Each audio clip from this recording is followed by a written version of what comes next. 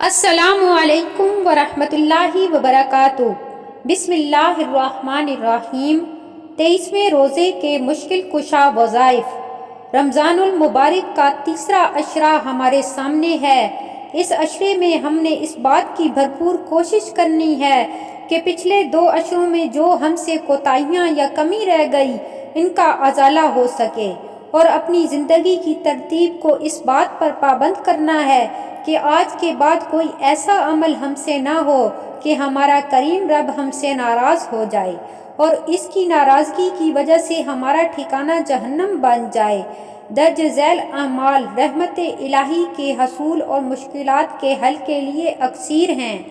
بعد از نماز فجر 11 بار اللہم انی اسألک بوجہک الکریم وامرک العظیم ان تجیرنی من النار والکفر والفقر۔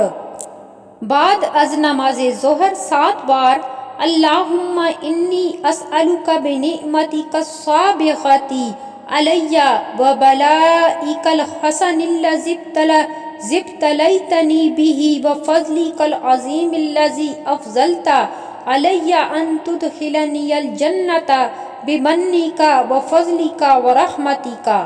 بعد نماز عصر 11 بار اللہم انی اسألک خلاصا من النار سالما وادخلنی الجنۃ آمین۔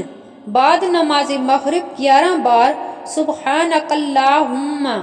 بعد نماز تراویح 8 بار سورہ ملک پڑھیں۔ یہ تھے 23ویں روزے کے وظائف۔